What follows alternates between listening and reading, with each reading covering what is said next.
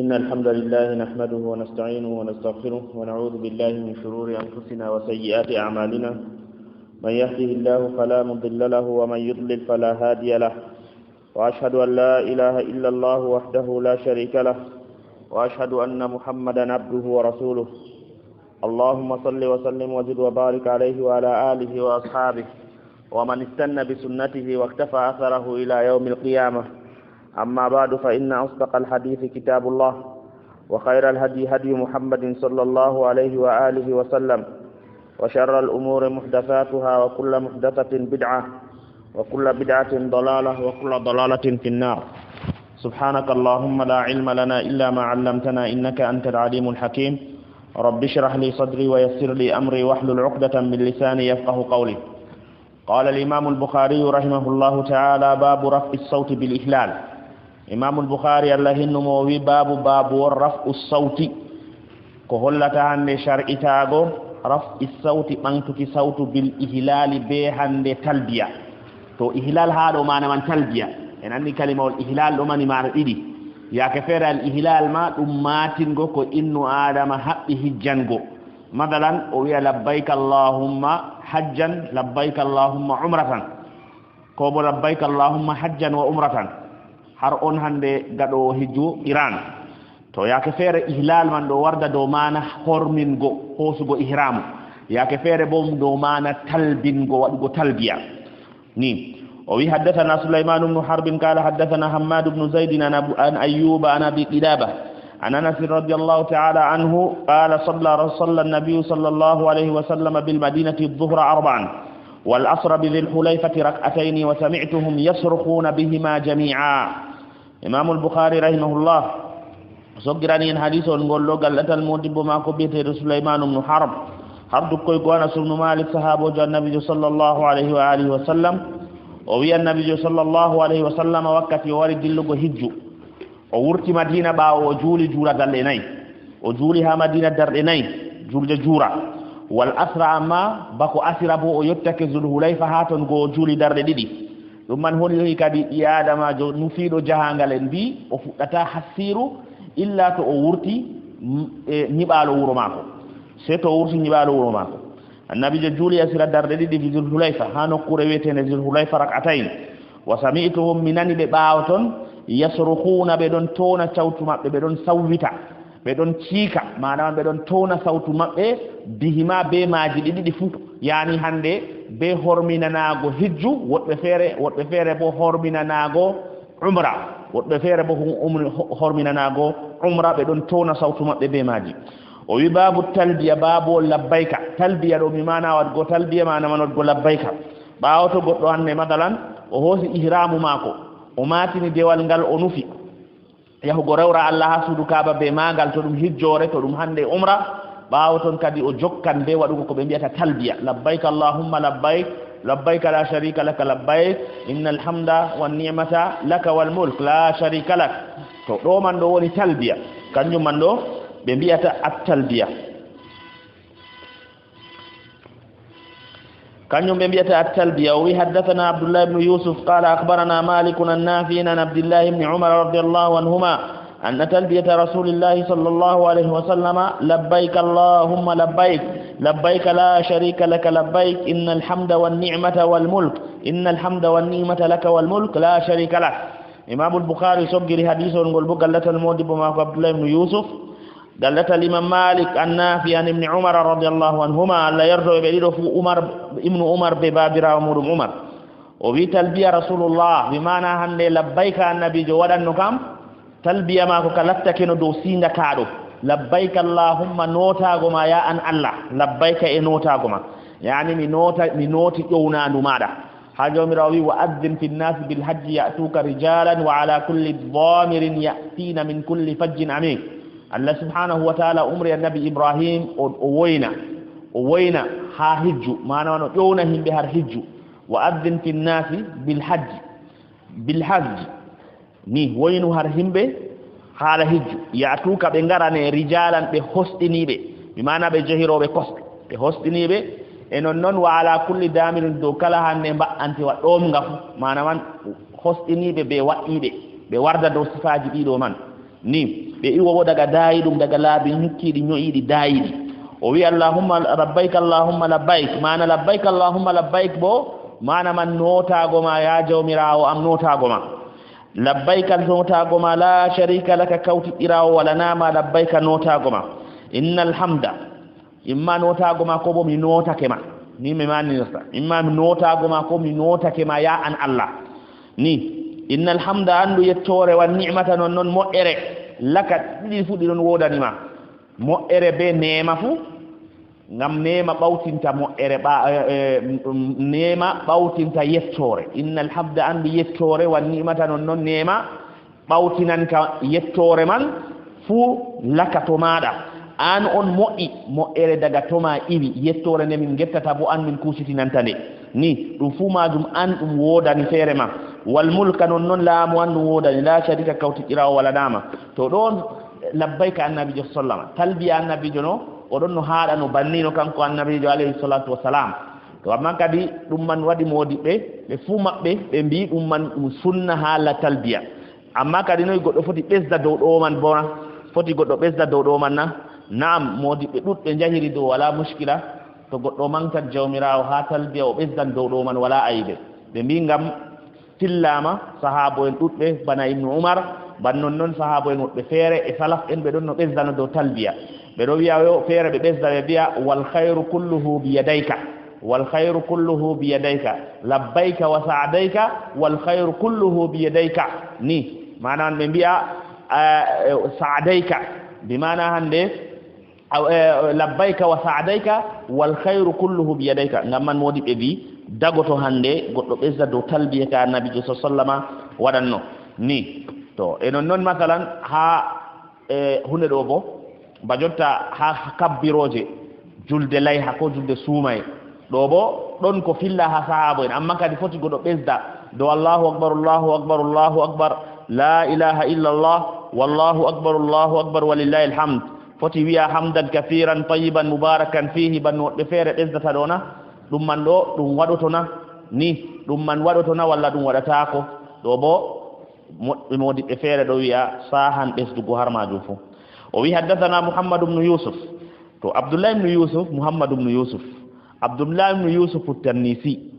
muhammad ibn yusuf al-firyabi to be don der modi be imam malik ma pindi en mawbe sen cenni rabe muhammad ibn yusuf al-firyabi bi abdullah ibn yusuf at-tanisi be don der be imam malik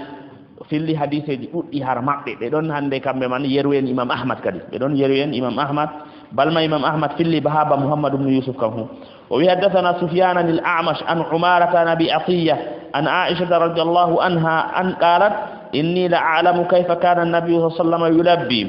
to hadithol ngol bo ngol jokkati har aisha bi mi don no andino annabi sallallahu alaihi wasallam latino don no wala no talbiya no o labbiranno o don no wada no talbiya o don no wiya labbaik allahumma labbaik nota goma ya an jawmirawo nota goma ko bo mi noti ma ya allah mi notake ma labbaik la sharika lak labbaik innal hamda wan ni'mata lak tabahu abu muawiya an al-a'mash wa qala shu'batu akhbarana sulaiman sami'tu khaythama ana bi atiyata sami'tu aisha radhiyallahu anha al-hadith imana wato abu muawiya kanko mando o wadani hande biyetedo sufyan as-sauri o wadani dum mutaba kanko fu filli hadithol man anil amash to be biyata mutaba tamma badone mino ha darsere meden faanide to wi babu tahmidi wat tasbih wat takbir qabla al ihlal babul ko hollata shar'itago at tahmidi hamdinago wigo alhamdulillah wat tasbih e subhi dinki wigo subhanallah wa bihamdi wat takbir enon non habbirki wigo allahu akbar dum man pat shar'a dum qabla al ihlal yeso hande de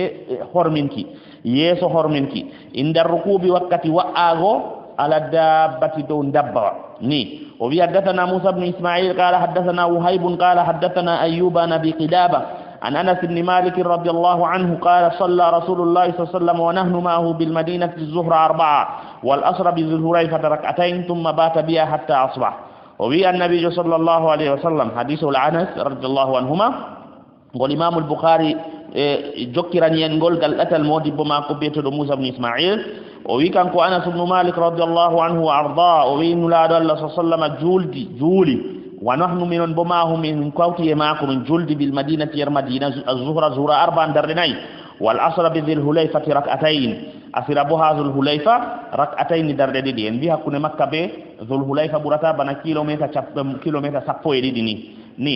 thumma hoti o wi bata biha o wali hazul hulayfa go en bolwi no har ko sale en bi ko wallini annabi jo hazul hulayfa ngam annabi jo alayhi salatu wassalam heda yoga sahabo en mako fere be tasnayno mo be beno anniya tasnugo mo e non kadi o hedi be heba be jokka mo den be dillida kadi jamaare wore thumma bata biha hatta asbaha thumma rakiba hoti bawo ton annabi jo sallama go wa ante wa mudum bawo o nafi o timmini bawo juli o timmini o nafi o timmini o wa ante wa mako hatta stawat bihi ala al bayda ha kan ngaman ga fotiti be mako ala al bayda do hande harde ko ladde to ladde do mari mana didi ladde de wala gene mana dum karal ko luti ndiyam bi mana wi'a dum ladde be ndiyam to yakenen sharti tata ke to hande fungo don do ton to al bayda ha do bo en wi dum yayre mapinde dum yayre lattine mapindire fotitinde bo har hande yaake mudum fotitinde her yaake mudum nde don heddi be hande nokku annabi jo sallallahu alaihi wasallam jippi weeri ha hande nokku Hulayfa go o wi annabi jo alayhi salatu wassalam nde hande o wa'i mbas ante wa mako hanga fotitidi be mako nga fotitidi be mako alal bayda hamidallah do don go se o yetti Allah wa sabbaha se o subsidini Allah hamidallah ma wi alhamdulillah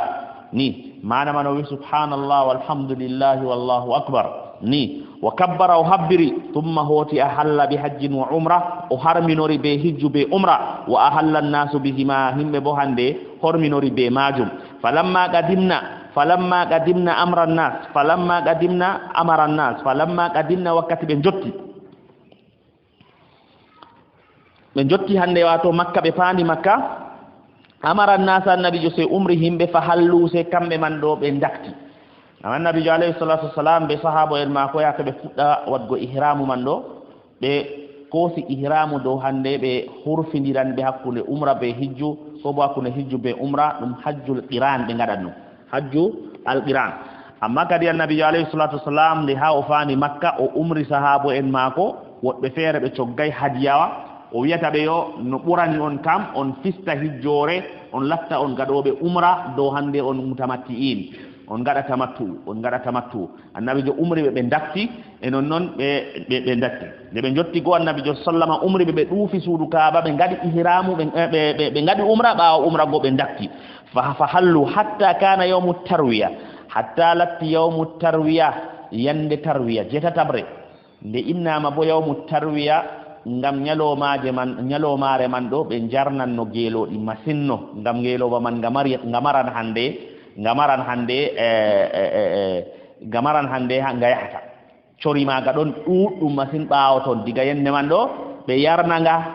gelodi man do be yarna gelodi man ko wadi be yarna tadi bo ngam latta hande kankanji man do di be sembe di mara sembe do yahugo mina baawo ton di doran di jada be mabbe arafat e non di wura be mabbe har muzdalifa baawo ton be lorta be maji ha mina be lora fayinta bo be ngara yende sappore go be ngara be pida be duufa be pida baawo ton be jaabe duufa makka to kanyu man yende man be yarnata kanyu man gelo be innitiri nyalomare jetatabre nyalomare hijju fudata man do be mbi yawmu tarwiya nyalomare yarnuki nyalomare jetatabre o bin be to me falamma gadinna wakati be jokti makka amara nas annabi sallallahu umri himbe ben be so gay hadiyaji ka fu kambe man do be ngada umra non tan enen be dakta fa halluse be dakti hatta kana yawmu tarwiyati ahallu bil hajji halati kadi nyalomare tarwiya ahallu kambe man do sekre kosi ihramu e non be korminori bil hajji hijju ahallu be korminori bil hajji hijju qala wa nahara an-nabiy sallallahu alaihi wasallam an badanatin bi yadihi qiyaman annabi sallallahu alaihi wasallam se oloji badanatin gelodi bi yadihi be jungo mako qiyaman dido dari al halimaji dido dari toni gelodi annabi sallallahu alaihi wasallam iwdake be goddi fere daga madina goddi fere bo ali ibn abi talib jokkodi be jokkitiri mo be maji tayumbo sodani mo diga yaman majmu'a maji pat latti gelodi noy mo yandi majmu'a maji ha temerre majmu'a be ji ali waddi kam to annabi sallama loji goddi nden o wakkili aliyu bo timmitinenamo goddi majum to haado man do be mbi annabi sallama loji gelodi 63 do kadi o loji on 60 ka woni hamun 63 be mbi hikima don ha lojugo mako 63 tanden o dara ngam dum do fota be duubi mako dum man modi be wi dum sappi annabi alayhi salatu wassalam o dunake o badi mayi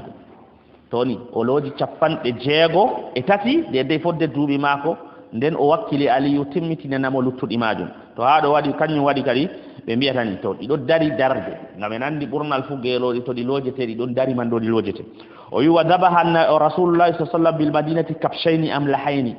ni to annabi alayhi salatu wassalam ha hadiya wadi o ardini gelodi dume o hokki ha hadiyawa gelodi ko handini ha hande hadiyawa gelodi e amma yake annabi jo lay hanno ha madina bo dume o lay hino do bo dum bali to kanyum man wadi imam malik do wiya ha hadiyawa ma gelodi buri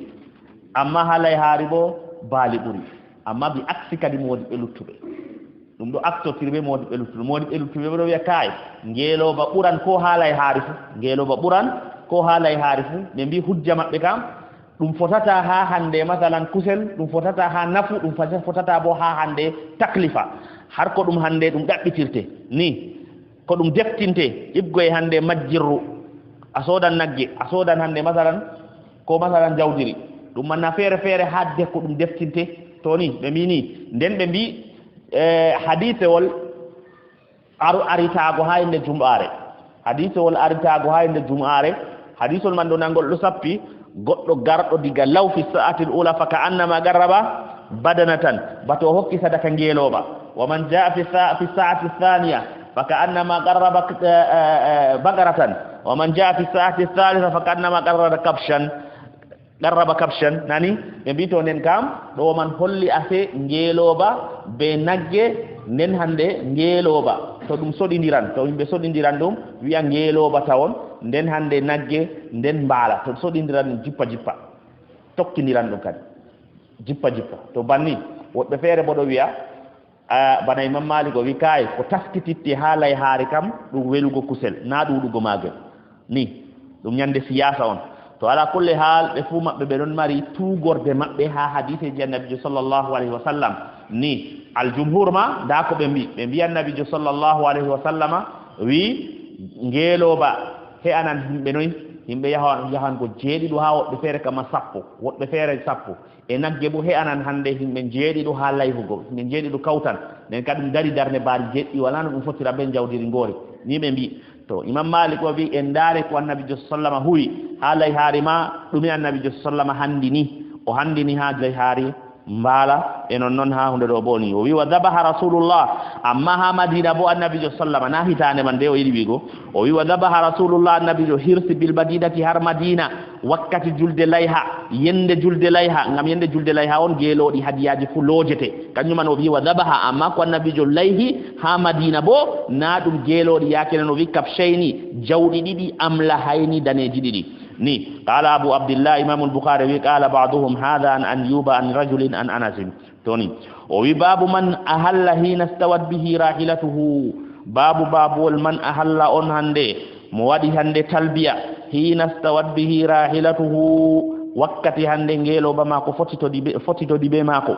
o wi hadathana abu asim qala akhbarana ibn jurayj qala akhbarani salih ibn kaysan an-nafi an ibn umar radiyallahu anhuma qala ahalla an-nabiy sallallahu alaihi wasallam hina stawat bihi rahilatuhu hadithul man gol artino o wi babul ihlal mustaqbil al-qibla babul wadugo labbaika al-hali gado labbaika man do mustaqbil al-qibla do titi al-qibla ni to goddo hosan ihram horminto yake man yidama o tita qibla yake o wiyata labbaik allahumma hajjan ko bo labbaik allahumma umratan ko bo labbaik allahumma hajjan wa umratan dum man do latta do titi al-qibla yake nan dum man do dum boddum o wi wa qala abu ma'mar hadathana abdul warith qala hadathana ayyub an-nafi qala kana ibn umar radiyallahu anhuma idha salla bil ghadati bi dhil hulayfa amara bi rahilatihi faruhilat ثم ركب فإذا استوت به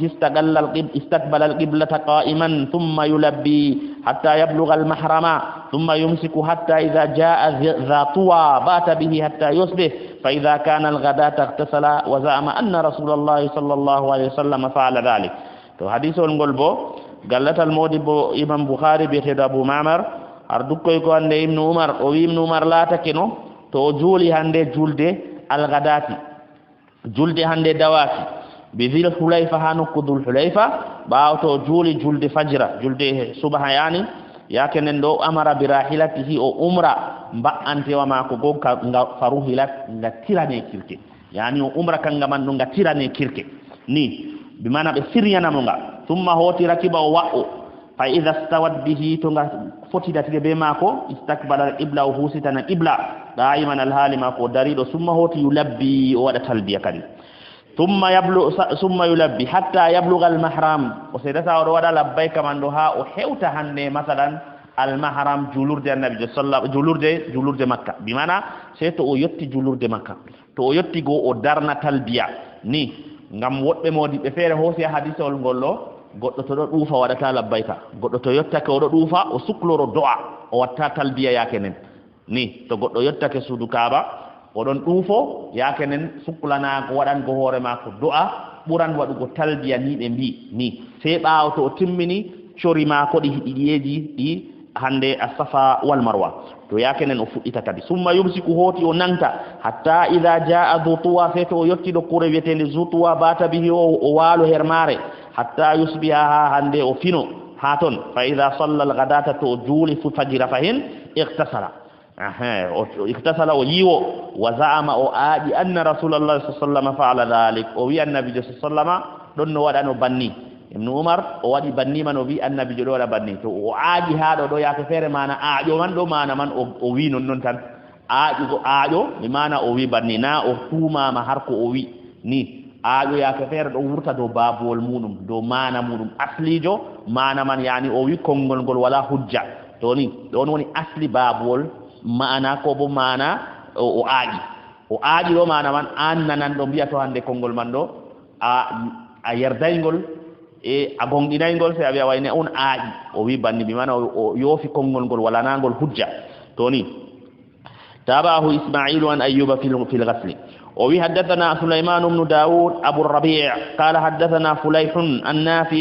قال كان ابن عمر رضي الله عنهما إذا أراد الخروج إلى مكة الدهن بدهن ليس له رائحة طيبة ثم يأتي مسجد الحليفة فيصلي ثم يركب فإذا استوت به راحلته قائمة أحرما ثم قال هكذا رأيت النبي صلى الله عليه وسلم يفعل ابن عمر لا تكن تو نفك ورتنا go مكة بمعنى تو نفك ورتو ديلو يا مكة o hijjan malla wadu yan umra iddahana yakenen to o moyi wurta ko man do sae o wurto to man do iddahana o wujo biduhnin be ngujam laysa lahu wala nadam ra'ihatun tayyibatun e bimana tiyagol bello thumma yati masjid al hulayfa den kadi yakenen go o warana hande julurde hulayfa nokure julurde ha hulayfa jul hulayfa fa yusalli wa julaha ton thumma yarkabu fi wa'o fa idha stawat bihi rahilatuhu to hande ba anti ma ko man foti tidake ke be ma ko qa'imatan ngado dari ahrama yakenen o farmino thumma qala hakaza ra'aytu an-nabiy sallallahu alaihi wasallam o yani ngimi an-nabiy sallallahu alaihi wasallam yaf'al wala o wi babu talbiyati idhan hadara fil wadi o wi babu at-talbiya wa talbiya idhan hadaratu o dirtake fil wadi har wadiol to wadiol man do be dum ya wadi al-azraq war yari waya jifere wadi al-azraq babul wadgo talbiya bi mana ko hollata yideki wadugo talbiya wakkati to innu yotti ha wadiol wietengol wadil azraq o do dirta ner wadiol man yakenen o duddina wadugo labbaika toni o bi haddathana muhammad ibn al-mutanna qala haddathani ibn abi adi an ibn aun an mujahid qala kunna inda ibn abbas radiyallahu anhuma fadhakaru ad-dajjal annahu qala maktubun bayna aynayhi kafir qala ibn abbas lam asma'hu ولكنه قال أما موسى فكأني أنظر إليه إذ انحدر في الوادي يلبي كإمام البخاري سجرني حديث ونقول بقدة المودب ما كبيته محمد بن المثنى ينون كإن بجري حديث المن ها ابن أبي عدي عن عون عن مجاهد وي كنا مجاهد من لا تكن من دون جون ها فاد ابن عباس der fukara be ibn abbas ma pindi en mawbe mujahid toni o wi kanko manon hande lorni cikdo tafsiru alquran har annabi sallama cili o wi kunna inda ibn abbas la takimin donno har ibn abbas radiyallahu anhuma la yardo yeri do fu fa dhakaru sayhim be jodi be harton gobe inni kubaru ad-dajjal be inni kubar ad-dajjal annahu qala noni annabi jowi nder ko be biman do hewtake be kambe jodi be ibn abbas hewtake be annabi jowi maktubun bindadum bayna aynayhi hakkune gidde mako kafirun to dum man tabiti har hadith ji annabi sallallahu alaihi wasallam duddi annabi jowi dajjal to wangido o wangoran be o wangiran be alamaji di o wangirta man der alamaji man maktubun bayna jambayhi kafun wa fa'un wara di kafara ko bo kafirun dum man do o wi yakra'uhu kullu mu'minin kala mu'mini jo fu wawan jangugo hefta o ka dum masihud dajjal o hefta on man do masihud dajjal amma shar'i heftugo man do o wi ha janga dum man yi'a dum man ma dum moy jo heftata al mu'min mu'minijo to don go be don bolwa hala dajjal e da hande boko warani be nder sifaji dajjal dum windama har tine mako hakkunde hande gite mako kafirun فقال ابن عباس لم اسمعه من كمن انا بني من راينم دوم بني اما انا صاحب ان بفير كنني ولكنه قال اما موسى اما النبي موسى امام البخاري رمتني حديث المنهاد تم ودغول دو hande juutal magol ni o tammi waddugo har ko farata o wi lakinnahu qal amma musa amma annabi musa annabi jowi kadi faka anni anumanu min o jotta anzuru ilayhi midon lara faade e mako kanko annabi musa idin hadara wakati o dirti fil wadi ha wadi wol ngol do ngolewol wadi al-azraq hakkude wadi wol man be makka milun wahidun milu gotel to milu no be kilo be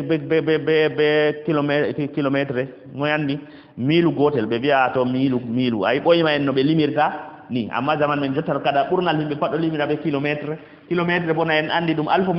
na dum metre ujinere to milu do dum noy to en horan dum en isiran dum be hande kilometre no en bi en isirta dum modi be wi 1609 metre yani 1 kilometre abedda do ton 609 metre don woni 1000 den ka fe milu gotel do buran 1 kilometre e demi do dum pirgal boymano no be firta hande masalan chori boymano ni pirgal boyma ni isirgal hunde do daygo nokkure ni be isiran no boyo biya miluji ni to ni to burduji ni miluji ni ko nande be majum to dum man kadi be wiata milu man do en bi dum kilometer gotel be hande metaji temerre jeego e jeenay do woni hande milu gotel to haado do hadisol ngollo annabi jowi batto mi do yi annabi Musa kanko fu o do dirta hawadi wol do ya hijja sudu kaaba enen hande o tawri sawtu mako be talbiya to hamna kanyi wari mo woni do fere wi kaydo na muskil annabi Musa fu yeyno hijjino aka bana to boddum albishir ma wala annabo jonder annabo en banno riwaya ji goddi fere holli illa o yahi ton man o hijji Allah yare mo hijji asudu ndudo hadise ji duddi fillama annabo en do be fuma be kijji wodbe fere mbi annabi Musa ha nokku o wali jotta der gabrire mako do on annabi joyi o wurti ton man o wari o hijji to amma do na wodi ko saklata ha hala man sedda ko wari na'am annabo en kabe yedde den man wi kujja mabbe kam anna al anbiya'u ahya'un fi qulubi fi buyuti fi quburihim yusallun hadithul tabiti anulado Allah sallallahu alaihi wasallam annabo en do be yedde ha genale mabbe be don juula to holli den kam kambe man ha genale mabbe be yedde amma kadi toni hande masalan be lattake be yedde amma den kana nange nam be yenno yeso be mayano kam nanadum kanjam kam na goddam fere dum haya barzakhiya to no be wurtorto der hande genale mabbe man be garta ha dunya fayinta bo be ngada kuje de do be balli mabbe na mushkil wadata ko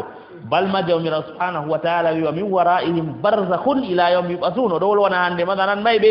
fu mabbe o wi do woni baawo mabbe ha be ƴatti dunya be nasti genam barzakhun do o wi don hakkune mabbe be lorago dunya do barzakhun hendode ila yawmi yub'athun to en andi hadith ol o do bo Abdullah ibn Hiram baba Jabir ibn Abdullah kanko wonde o mai annabi jo alayhi salatu wassalam tawi jabir man o cuniiɗo yende man annabi jo sallllahu alayhi wa sallam muy foftingo mo wiyatamo a andi ko baba ma waadi be hande ko jawmirawo waadi be baba mana o wi kay annabi jo wiyatamo sika Allah wolanan goɗɗo fuu sey ɓaawo wirdallo amma baba ma Allah wolani mo kifahan dow hande ɗume dow huusitiggo huusita baba ma Allah wolani mo yami mo wiyata mo ya an jiyaɗo am yela ko an yela ma fuu sey o wiyata kanko yo min ka yela am kam mi lorne ha duniya mi mbare fahinta bo mi heɓa hadde shahada ngam o yi ko Allah teddiniri mo be seeda gorɗa tan Allah so jawmirawo wiyo mi arti mi hiiti kamɓe man annahum no kamɓe mayɓe ilayha faade e duniya ka la yurjawna ɓe so ititake ɓe lortintake a duniya to ni to ɗo bona ɗum hujja ko hollata mayɗo lortata duniya kam be hunde ɗo muɗum to kanjum an modi ɓe luuri har hande hadisol ngolɗo woɓɓe feere wi kaye innama filloɓe hadisol man kamɓe man on waɗi boofol innama annabi jo nufi annabi isa ngam tabiti arragare zamanu annabi isa to jippi o mbari dajjal ɓaawo ton ko o watta nder ko o watta o yahan o hijja suudu kaaba o waɗa umra kanko annabi isa alayhi salam o luttiri yoɗgo hijju ɓaawo to o mbari dujjal o hijjan e nde haala dujjal wollete hadisol ngollo ndega annabi isa wolana amma filloɓe man kamɓe man ɗo ɓe ɗoofi annabi Musa walla ko bo hande ɗum waylitori ɓe innanno annabi Isa se ɓe waddi annabi Musa woɗɓe feere jahiri dow banni amma moodi ɓe ɗuɓɓe jaɓanayɓe ɓe mbi ɗoɗo ɗo ɗum hande tuumugo goɗɗo koolaaɗo har fillu e muɗum har ko o filli goɗɗo on o koolaaɗo har ko o filli nden hande a ngam a yikki non noon tan a yiyay wajhu man a wara a wiya sey a wadda hujja to ni ɓe mbi kaay nden kam woɓɓe feere bo wi kaay na annabi Musa annabijo baɗo yi'amo annabi Musa menno hijjugo ɗo on woni konngol jaɓangol inchallah annabi Musa menno hijjugo diga o geetono banno tabiti yar hadiseji ɗuɗɗi saha ɓeɗo ɓe fuu maɓɓe ɓe kijji banno tabiti yar hadiseji ɗuɗɗi annabu en ɓe fuu maɓɓe ɓe kijji bal riwaya feere kam ittitinayi ko moyjo riwaya feere bo wi sey annabu en ɗiɗo hudun wa saleh kamɓe on ɓe kijjay suudu kaaba to ni amma luttuɓe ka pat kijji diga annabi Adam alayhi salam luttuɓe man pat ɓe kijji Allah yaari ɓe kijji to ni kanjum on wakkati ɓe kijjanno man on jawmirawo surɗinani annabijo sallallahu alaihi wasallam oɗo yi'a se oɗo wi'a ɓe yobba miɗo yi'a annabi Musa kayum fuu nde yetti ha waadiwol ngol ɗo oɗon no towna sawtu mako be talbiya ba jotta ɗo miɗo yi'a mo min annabijo sallallahu alaihi wasallam to woɓɓe feere bo mbiya annabijo alayhi salatu wasalam hoyɗi ka on annabijo alayhi salatu wasalam hoyɗi ka to ala kulli haal innama foti en mbiya yo e ɗum man ɗo ko ɓurata sahako kam banno en mbi annabi Musa na o wurti har ɗabrire maako o wari o hijji annabijo yimo annabijo surɗinanama yaake maako no wonno wakkati o hijjanno saa e o geetono o wari no o hijji saa e o geetono o wari no o hijji ɗum man ko waɗi naam annabo en ɗo ɓe ɗon her ɗabrije maɓɓe e amma kadi ngendam maɓɓe ɗam ɓe yeɗata ɗo na ɗum ngendam ɗam ɓe yenno ha duniya kañum an waɗi a yeyi sahaba en ɗo ɓe meeɗay yahugo ɗaɓɓitira annabijo haaji ko irin ɗume ɓaawa mayde annabijo alayhi salatu wassalam na ɓe doggitirayi annabijo ha ko ɗume na banno woɓɓe feere fakkonta bada suufa dunko en ɓe tawhidi muɗumen laaɓay gatta jotta ɓe jaha ɓe dara dow annabijo sa sallam ɓe mbiya yo ɓe mbolanan ɗum ɓe wolanan annabijo alayhi salatu wasalam naam annabijo sallllahu alayhi wa alihi wa sallama to goɗɗo silmini dow maako walla waɗi salatu dow maako no woɗɗiri pat annabijo alayhi salatu wasalam Allah eltanimo malaika en woɓɓe feere Allah subhanahu wa taala eltanimo malaika en ɓe hewtinanta mo silminago ummatore maako e ɗon noon salatu ummatore maako ko moye be inde mum ɓi wayne ɓi wayne waɗi salatu dow ma wayne ɓi wayne bo darake ha gabrire maɗa silmini dow maɗa to ni ɗum kam ɗon amma sahaba en annabijo sa sallam tabi tawi ɓe doggitiri annabijo wala bo hande ko fe'aati kuujen ɗibgo e hande fiijiji mawɗi feƴƴi hakkunde maɓɓe kamɓe sahaba en man ha ko laarani diina be duña fuu ha ko laarani diina maɓɓe be duña maɓɓe fuu luure ukki hakkunde maɓɓe fitinaji ukkake hakkunde maɓɓe amma tabi tawi ɓe njahi ɓe jaari haala man ha annabijo walla ɓe ɗaɓɓiti yewtugo annabijo yewtiditgo be annabijo alhaali maako ɗon nder ɗabri maako to ni kanjum man hollete kadi aya ke en wi e non noon hadisewol jabir ɗo hollima mayɗo ko o annabijo lorata duniya ngam man to anani wato goɗɗo wima o fotti be annabijo yaqaza tan laamanaman banno wari ha hande masalan aajo shehujo biyeteɗo tijjani o wi o yi annabijo sallam o fotti be annabijo yaqazatan la mana man annabijo wari fotti be maako banno en fotti jotta banniɗo ɓandu be ɓandu giɗɗe gite bo o yi ɗum nden annabijo alayhi salatu wassalam wimo wot komi ɗon no ñukkinanino hunde tilimde ha diina nde mi ɗawino sahabo en fuu amma nda an kam yahu hande hokku himɓe to ɓe joginde ni wondo kamɓe man ɗo no ɓe naqqisori ha dewal fuu no ɓe ɓeetori fuu ɓe nastiran be maare aljanna amma mi ɗawno nde sahabo en kam ummatoje ɗo pat duuɓi ujunere e temerre e gelle ɗo ka fuu mi ɗawinoɓe an on ni nde ɓe ƴami tijjani man ɓe ƴamimo ɓe wiyatamo yo ko waɗi hande annabijo andano haala wirdi ɗo na wirdi tijjaniya ɗo annabijo andano ɗum onna o hokkayno himɓe diga ɓoyma ɓe wi kay annabijo ɗo andi ni o jaabi o wi annabijo ɗo andi amma mo Allah wanginta ɗum dow jungo muɗum cembiɗɗo mo taɓɓata ɗum hewtina ummatore kayum on wangayno ɗum min ani haɗo ka o ɓuran sahen to nden ɗo man ɗo a yiya hande himɓe woɓɓe feere kaye fimere tawa goɗɗo feere o jangini amma be noon fu jangirde mako man nafaymo kaɓɓe baɗeɗo man ɗo a tawa hande o wakkiti kaɓɓe man ɗo oɗo haɓɓi kaɓɓe baɗeɗo man ɗo nder ɓernde mako oɗo yiya ɗum gonga a tawa o jangi bo to ta ɗum hayɗine to aqida arti jangirde yama ko jangirde ɗuppititta aqida man ɗo man tummodi ɓeɗo wiya istadillu qabla an ta'taqidu fa inna man itaqada summa istadalla fa sayadillu ɗum man ɗo ni ɓe wiyata modi ɓe wiyata qa'ida arte kujjane aqidaji mon heɓe hujja ha aqida taw nden on kaɓɓa aqida man to aqida arti hujja nden ka hujja to wari pat jangirde to aqida arti jangirde mako man pat kanjum man ɗo ɗowano hande aqida man ɗaɓɓitana aqida man hujja ɗo tan ko jangirde man nafata toni ɗo tan ko jangirde man nafata sina non kam noy goɗɗo jaɓiri ɗin haalaji ban ɗiɗo ni alhaali bo kanko wan ɗo na o ginnaɗo na hande masalan o raytuɗo na noy na rayto woni ha mako na ginnawo na noy na bo hande majjere ni je en mbiyata yo kanko bo o yurnatani o laara ko Allah wi kam to ɗum man pat a tawa ɗum nafay to ko waɗi ngam kaɓɓe arti aqida arti hande hujja aqida arti andal to aqida arti andal yakenen andal to wari tefa hande sembiɗingo aqida man tan sefa sembiɗingo tefata ɗubbitingo aqida man amma watu hakkilo kadi yayya caɗɗumon goɗɗo ha men ɗo mo ummiray aqidaji man nden oɗo janga o fuɗɗiri jangirde o artiri na bo haɓe man o jangi ha o janga o mooda andal ma ko holla mo ko ɓe mbiman ɗo boɗɗum o tokko watta mo ayi nasti kuje man ɗo pat imma o pini o tawi ɗum ha saare maɓɓe imma ɓe jaarimo jangirde ha ɓen majum janginimo diga o anda ɓe loowimo kujeji man ɓurata noon amma moyjo on mo yaake ɗon no jangano walano relation be maɓɓe wondayno be maaka andanaka amma nde o jangi o moodi ɓawa toon andal maako sappanimo hollimo wimo ɗum man boɗɗum naftu ɗum o nafti na famɗi saɗi to ala kulli hal to wi hande ka anni anzuru ilayhi idin hadara fi hada alwadi yulabbi kanko man ɗo oɗon hande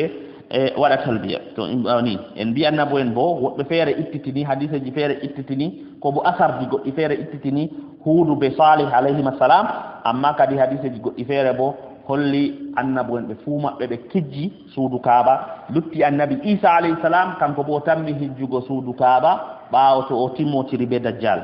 o timmindiri be dajjal to o timmindiri be dajjal babum kayfa tuhillu al-ha'idu wan-nufasa kayfa tuhillu al-ha'idu wan-nufasa noy hande debbo hande hay kaylo e ɓesnuɗo bo noy kamɓe bo ɓe gaɗirta ɓe korminirta o bi ahalla imam al-bukhari nasti sharhugo kalimol kadi o bi ahalla takallama bihi mana ahalla do mana man o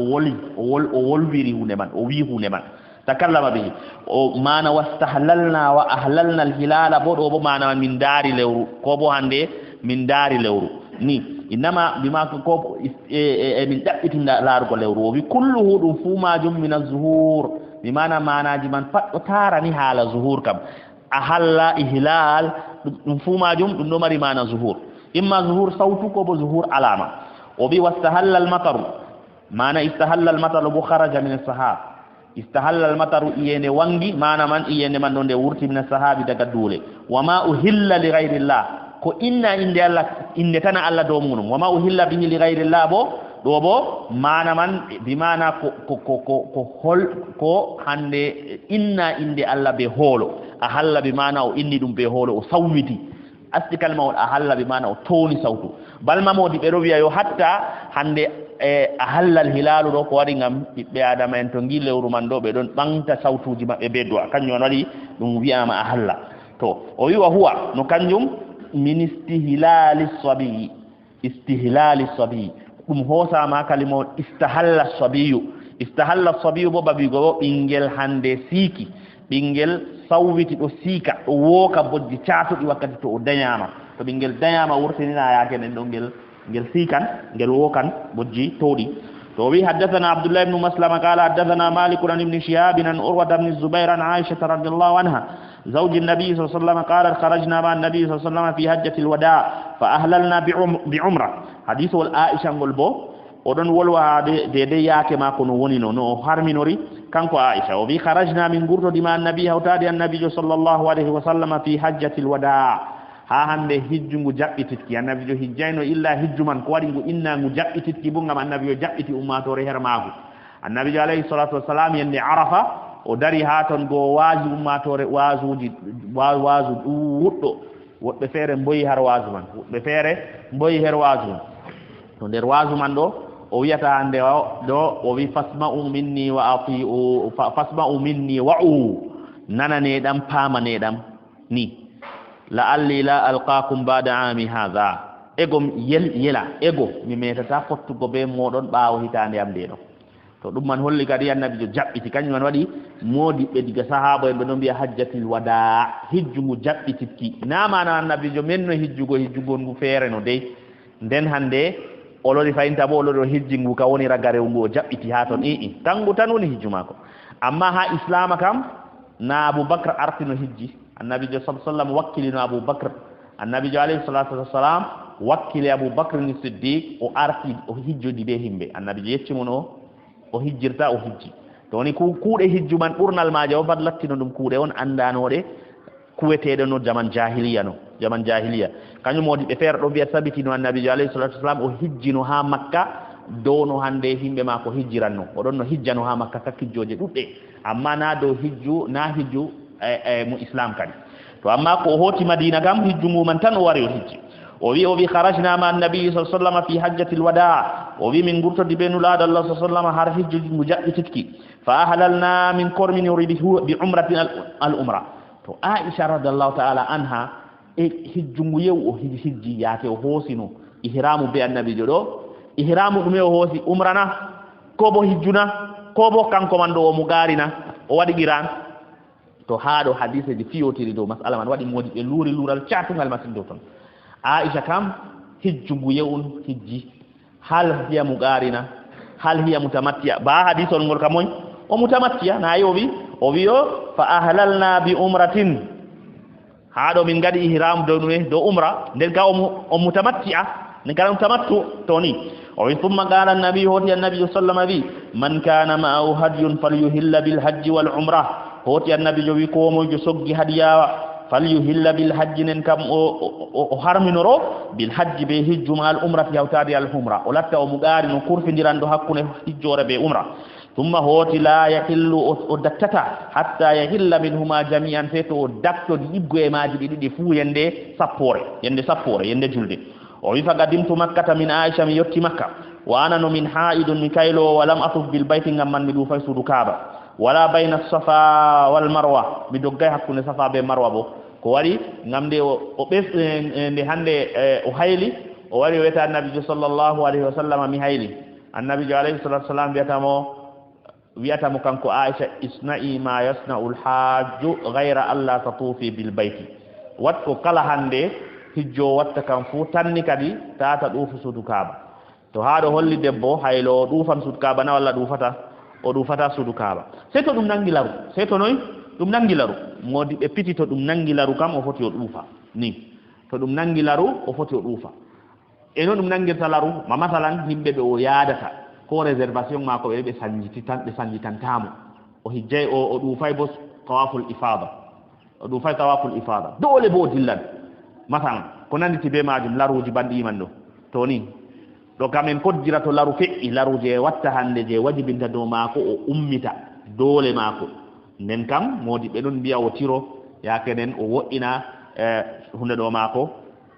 inon ɓaawa toon o yaha o ɗuufa ko da o haylo ko o ɓessunɗo man fuu o ɗufda be ƴiyam man ni ngam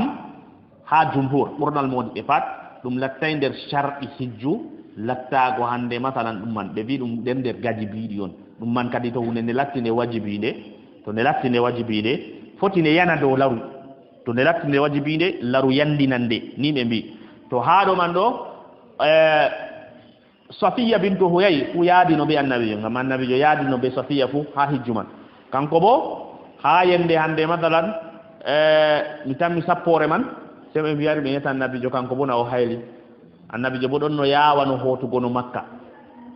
Madina kadi yawano hotugo Madina se o wiyata kanka annabijo sallam a habisatuna anti kadi a yiɗi a fadda en na ɓe o numino on man ɗo hijjay ɗo o ɗufayno tawaful ifada so ɓe mbiyata mo kayna o ɗuufi tawaful ifada o wi to fala idan nden kam en dillan en aritoto en jawtat to ni o wi wa ana haidun wa alam atuf bil bayti wala bayna safa wal marwa to ɗuufugo suudu kaaba man ɗo woɓɓe feere nder moodi ɓe wi ɗon nder sharɗi ɗuufugo suudu kaaba ko bo nder gajibiɗi ɗuufugo kaaba so to goɗɗo ɗon mari hande senmi ko to goɗɗo nanngay fu to goɗɗo wala na ngarɗam fu o ɗuufata ni woɓɓe feere moodi ɓe jumhur yahi to goɗɗo wala na ngarɗam o ɗuufata suudu kaaba se to ɓe na ngarɗam ɓe kujjori ɓe hadisol at-tawafu bil bayti salatun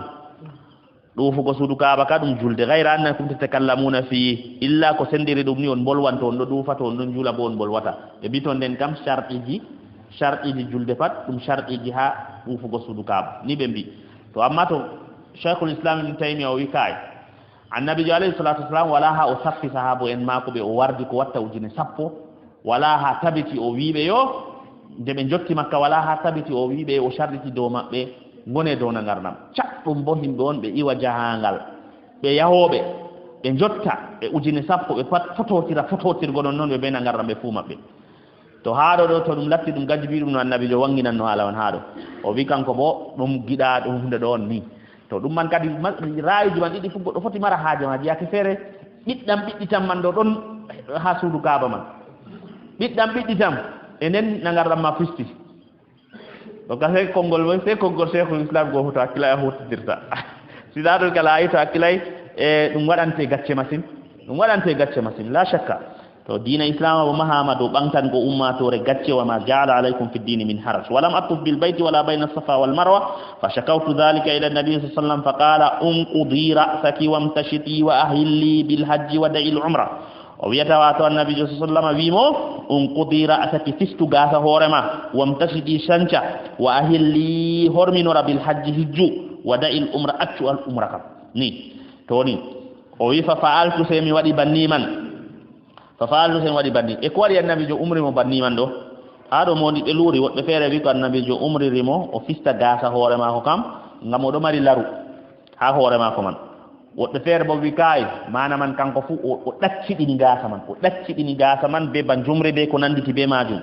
kañum man annabijo sallam bimo o waɗa noon man ni woɓɓe feere bo wi yiɗama rewɓe yaake ɓe kosata ihramu ɗo ɓe sancu wakkati ɓe kosata ihramu ɗo ngam annabijo wi Aisha sancu e non hande saftu gasa hoorema nden kadi horminora be hijju accu umra kam fa fa'altu wi falamma qadayna al hajja arsalani nabi sallallahu alaihi Abdurrahman ibn Abi Bakr ila Tan'im do bonen jangino hadith ji caliɗi umratu Tan'im annabijo nuldimo kanko hawtade e derɗi ko Abdurrahman ibn Abi Bakr o wi ha Tan'im o hooso ihramu ha ton fa tamattu fa qala so wi hadhihi makana umratik o wi ɗo ɗum nokku al umrama toni ɗo ɗum nokku al umrama to ɗo bo en andino Aisha man kanko man ɗaɓɓiti annabijo ɗaɓɓitiri annabijo alayhi salatu wassalam e feecinanamo no waɗirta umra man to ngam bo o haaji hande rewɓe ɓe o wardi kamɓe man ɗo ɓe ɗuufi ɓe gaɗi umra ha ɗufti maɓɓe ɓe gaɗi umra ɓe timmini ɓe gaɗi hijju kanko o heɓay wargo umra man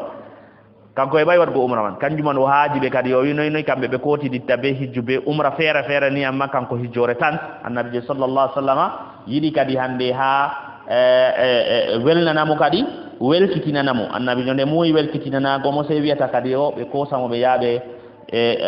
derri ko hosamo yaramo ha nokkure weten tani onon rewbe addo do acce wolde useni nanude be wara be wara ko hunde do onna ko nanu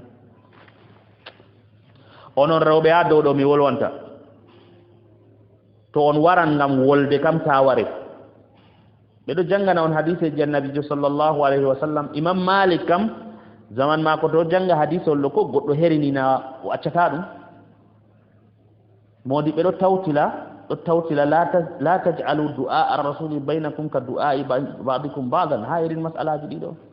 ndeno num mi on gari on jori on do gewta on do sarga min ha do on man do sarga rewbe be on gondi on wi on gari subhanallah jode le acci e mon naburani on na majlisa joɗorɗe ɗe hadis bobre ha nokku hadise ji annabi sallallahu alaihi wasallam jangete imam malik kam to goɗɗo ko dimbinake ko iri noy no turtirta ɓuri sembe masin o wiya bolle annabijo on bato annabijo man on ɗo wolwane yakenen si a de'ita a jooɗa a nana nanɗe ɗe faamugo nden goɗɗo wara ɗo joori goo ɗo yewta fayin nanu bolle rewɓe ɗo aɗo ɗo dama en subhanallah وهو أهل بالحج ودي الأمرة قال ففعلت فلما قضينا الحج أرسلني النبي صلى الله عليه وسلم مع عبد الرحمن بن أبي بكر إلى التنعيم فأتمرت فقال هذه مكان عمرتك قالت فطاف الذين كانوا أهلوا بالعمرة بالبيت وبين الصفا وبين هندي وقت إحرام هرمنوري بأمرة كما من دون بنغاري be duufi suudu kaaba e non be doggi hakkude safa be marwa summa hoti hallu kambe ka be dakki summa hoti tafu tawafan wahidan ba'da rajaw min mina be lori be ngari be duufi duufango woto non baawo be ummoy diga mina be lorti diga mina wa amma alladhina jama'u alhajja wal umra fa inna ma tafu tawafan wahidan to kanjum man wadi modi be jurdo wiya al muqarin kurfindirdo hakkunde umra be hijju he anan mo duufago de gotel doggugo hakkunde safa be marwa de gotel anil hajji wal umra he anan mo eftanan mo je hijju be umra eftanan be duftini di mando wala mushkila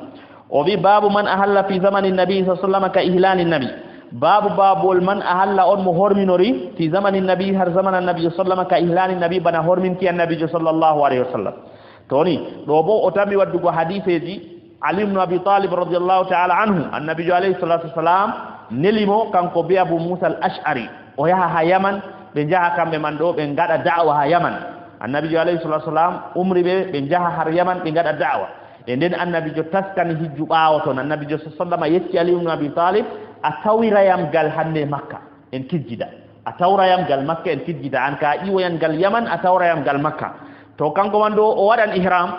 kanko ali ibn abi talib o anda ko o yidi ihram ma ko lebotira be ihramun laado Allah sallallahu alaihi wasallam amma hande o anda ko annabi sallallahu alaihi wasallam kam horminiri nani dende o wari wadgo wi allahumma o wiyo labbaik allahumma ma ahrama bihi rasulullah sallallahu alaihi wasallam do anda kanyon be biata ha fiku adanta be biata yo babu man hajja alal ibhami do mumnyuki non godo don o sakkini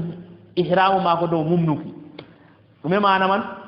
man kanko wanda ko watta an innama o wiyo allah mi horminori hijju ko umra o wiyata non o wiyo allah mi horminori ko oya horminori wayne kaza horminori nden ya halatta kadi to o jokkiti o yaman o yahe o tawi dum fo be dum ya hormini ngam mi hormini do hormintima on man to yettimo nden o tokka kadi kugal on man to haado modi be do luuri burnal modi be kapad bi bannika wadata ko be wi dum man do dum heraru ya ali ibn abi talib radhiyallahu ta'ala anhu amma bana imam shafi o vilaba wala mushkila tabiti dum wadama to kanjum imam shafi sappi hardo imam kadi imam al-bukhari fu ha hande tabwib manni afaman kanko fu do milani ra'ayi modi be wi'ande yodo dum heraru ya ali ibn abi talib ko wadi ngawi babu man ahalla fi zamanin nabiyyi dum o sappi yado manaman karminirdo ha zaman annabijo holli baawo zaman annabijo ka wadata ko holli ka wadata ko ɗi yo yiɗi sappugo banno modi ɓe mbi ka ilali nabi sallllahu alayhi wa sallam to wi qala hum umar radiallahu anhu ani nabi hadisol man wara to wi حدثنا ابن مكي حدثنا المكي بن إبراهيم عن ابن جريج قال عطاء قال جابر رضي الله عنه أمر النبي صلى الله عليه وسلم عليا رضي الله عنه أن يقيم على إهرامه وذكر قول سراقة ويو النبي صلى الله عليه وسلم جابر وي النبي أمري علي جوكتمو النبي صلى الله عليه وسلم أمري علي وقت علي جوكتمو ها هندي نستور دمكة النبي جوكتمو علي جوكتمو علي إيوي بي أبو موسى الأشعري دقا يمن ton gobe kewani annabi jo gelodi duddi fu be ciodani dum urnal gelodi go fu gal ton be gaddi den kadi be soggi gelodi be jotti be tawdi di annabi jo alayhi salam annabi jo yibe do ngadi ihram kambe fu annabi jo widdo do dumi an bo a hosiri ihramu mada hijjore na umra o wi kay do no a hosiri an annabi jo sallam do bo anda wadano annabi jo hosiri do mumnuki non to kanyu mano bi haddathana al-hasan ibn ali o se o biyo an yuqima la fi annabi jo umri mukadi amara an-nasu annabi jo wieta moto min kam iran hijju hande hurfinirango be umra on mi hijjata ngam man an bo annabi jo wieta mo luttu an bo do an niyama luttu do ihramuma annabi jo umrimu aliyan an yuqimanu o jota ala ihramihi do hormin kimako wa dhakara sai hara gare hadithol mano inni qawlu kongol suraqa ibn malik ibn jasham suraqa hadithol man tammi warugo kongol suraqa man gol o inni hara gare hadithol gol bodum dume ala suraqa wari tawi annabi jo sallallahu do fida jamratul aqaba yende julde o fidi jamratul aqaba sai o weta annabi jo yo do ka fidu ko man do li hadha al ami aw lil abad hikkatan himbe pidatana walla fidugo kalil abad annabi jobi mo lil abad to kongol man tammi warugo kadi o bi haddathana al-hasan ibn ali al-khallal al-hudali qala haddathana abdus samad qala haddathana salim ibn hayyan qala sami'tu marwan al-asfar an anas ibn malik radiyallahu anhu qala qadima ali radiyallahu anhu ala an-nabi sallallahu alayhi wasallam min al-yaman faqala bima ahlalta qala bima ahalla bihi an-nabi sallallahu alayhi wasallam faqala laula anna ma'il hadi la ahlaltu toni hadithol man dangol haado kadi do ko burata fistan goma yaake magol do no sali o wi anas ibn malik wi ali ibn abi talib o yottodi be o warti diga yaman o yotti do annabi sallama diga yaman annabi jami mo wiata mo bima ahlalta hijjore nde yere a harmini qala o wi bima ahalla bihi annabi ko annabi jo harminor o wi qala o wi laula anna ma'il hadiya la ahlaltu o wiata yo kanko ali ibn abi talib annabi jo wiata laula anna ma'il hadi sinangam mi soggino hadiyaji la ahlaltu da min manno mi fistanno hijju am mi wartirano umra mi daktano mi hijju tamattu toni to haado kadi ko annabi jo hijjini hore mum kam noy iran amana o wibo ko subani ummatore makko bodume tamattu do man kadi en bi burnal ko burata jaalugo aggi kam hijju tamattu won burata saha gon burata hambar jari kadi inshallah o wi wazada muhammad ibn bakr ibn jurayj qala lahu nabi sallallahu bima ahlalta ya ali qala bima ahalla bi nabi sallallahu qala fa ahdi si annabi jo wiata mo yakenen to den ka o wiata annabi o wiata yo min kam hormini ni be ko annabi jo hormini annabi jo to fa ahdi den kam handin hadiyawa kadi hokku hadiyawa min kam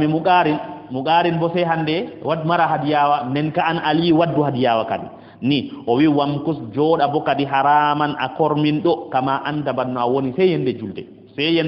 julde a daktaki goti non na bana hande daktanbe ibgo umra den kadi horminoro hijju ha makka bana no himbe wadobe tamattu watta to wi haddathana muhammad ibn yusuf qala haddathana sufyan an qais ibn muslim an tariq ibn shihab an nabi musa radiyallahu anhu qala ba'athani an-nabi sallallahu alaihi wasallam ila qaumin bil yaman to nda hadithul man haado fayn o wi kanko ato abu musa al-ash'ari te wen bi kanko on woni jokkididda o do man do mo jokkotiri be mo dillidi be mojo be ali ibn abi talib ni mo annabi jo sallama nuldi dum be abi ibn abi talib to amma kanko haaro en nana kadi kanko bon yake mako o wi ba'athani nabi sallama annabi jo nuliyam ila qaumin bil yaman yar himbe fere har lesdi yaman fajitu mi wari wahwanu kanko bil batha'i kolon ha nokkure batha be makka do daandiray nokkure batha dum wadi wol be mbi ilaadi makka pat ha to nyata hawfiya ha nokkure batha ni fagala fi annabi jo jamata yam min bo bima ahlalta ko korminirda qultu ahlaltu bi ihlali nabi sallallahu alaihi wasallam min funun non man mi bi mi hormini banno annabi jo hormini qala hal ma ka min hajin annabi jo weta mo abe hadiya wana qultu sami bila mi jogay hadiya min kam to ali ibn abi talib bona nabi jo jamayno mo banni nabi jo mo fa ahdi to modi be haado wi kadi ko wari nabi jo wi abu musa al-ash'ari fa ahdi imma abu musa al-ash'ari nabi jo tata deftina mo ciatka ha mako e dum sadantano ali ibn abi talib bo imma do wadi imma bo ngam ali ibn abi talib soggani annabi jo hadiyaje mudum kita mako bana hande kita coggi kita hande gaddudo nde o waddi hadiyaje do kita mako be mo ni den ka holli wallotir gako gal khairu fu hemnete mbar jari man be mbini to ni amma o kadi o wi kanko man do soggay hadiya amma kado wondi be mada min hadiya wana qultu say abu musa al-ash'ari wi la fa amarani si annabi sallallahu alaihi wasallam umriyam fa uftu bil bayti wa bis safa wal marwa annabi sallallahu umriyam wi am yaw dufu safa be dufu suudu non doggu wakkude safa be marwa summa amarani fa ahlaltu hodi yo wi am to nen ka dakta kadi do kaden ka annabi fisti iranu mako wartirani modume tamattu kadi fa ataitu imra'atan min qaumi fatamashatatni famashatatni fa ataitu semi warani imra'atan gorde debbo min amin qaumi arhimbiam famashatatni aw ghasalat ra'si imma o wiri do yo o safitani am gasa hore am ko bo loti hore am fakadima umaru se umar wari fakadima umar se umar wari faqala se o wi inna khudh bi kitabillah fa innahu ya'muruna bit tamam وإن واتم الحج والعمرة وإن أخذ بسنة النبي صلى الله عليه وسلم فإنه لم يحل حتى نهر تو هذا له مشكلة فعلا عمر بن الخطاب رضي الله تعالى عنه أدنو هندي ينكرانو تو غدو horminori masalan gotel der deweman o sanjita ko o hormini diga aran mando odonno yankirano kanko Umar ibn al-Khattab radiyallahu ta'ala anhu odon nonoy yankira amande odo yankira man zaman laamu mako de se afama hadise wollo gollo kan hawbiata ma fagadi ma Umar do haado do na mana haabe odo yewtida be annabi jogo on den Umar bo wari do don go wolwi bi mana ha zaman Umar bo fagadi ma se baawo ton Umar bo zamanu mako Umar wari kayum bodo hada dumi odo hada goddo puddudo umrama no waylita wartira dum Iran mo fuddiri hande hijju bo waylita wartira dum umra odon no hada non odon no mari no hujja ma ko bokan ko Umar o wiya yotto en kosigal deftere Allah ma atimminan ko afudi kam nusuk dewal ngal anastifu a bornotiri fu atimminan ngal to a bornotiri be hijjuma atimminan to en kosi deftere Allah ten ko sunna nabi jo fu bornotiri be ma gala o timmini kanyo no wi haado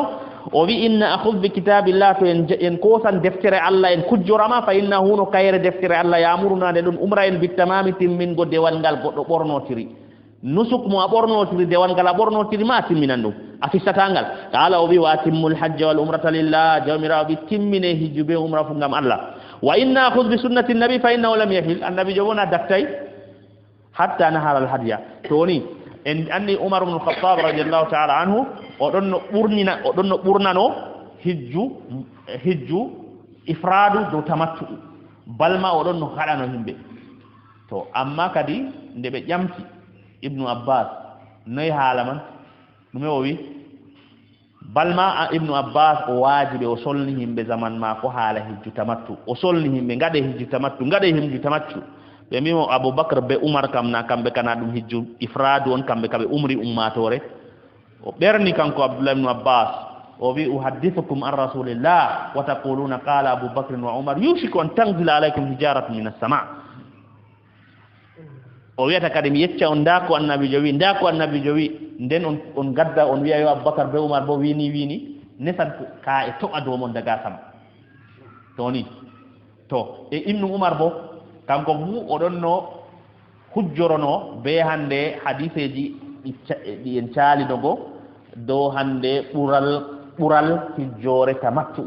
ne be mbimo wa idama hajja abuka mufridan goddo fere wi amana baro ma kana hijji ifrad on wi o wi kadi aqulu lakum qala Allah qala rasulullah sallallahu alaihi wasallam wa taquluna qala Umar a Umar rasulullah ilaykum Umarun la do Allah hermodon na toni dum man holli kadi asek wala kongol do fu jabete ngol wondo kon to ngol lutotiri be kongol annabi sallallahu alaihi wasallam toni Allah subhanahu wa ta'ala famnen Allah subhanahu wa ta'ala hoynane yakeji men biluten illaji mere subhanakallahumma bihamdika ashhadu an la ilaha illa anta astaghfiruka wa atubu ilaik rabbana atina min ladunka rahmah wa hayyi lana min amrina rashada rabbana atina fid dunya hasanah وفي الآخرة حسنة وقنا عذاب النار. سبحان ربك رب العزة عما يصفون وسلام على المرسلين الحمد لله رب العالمين.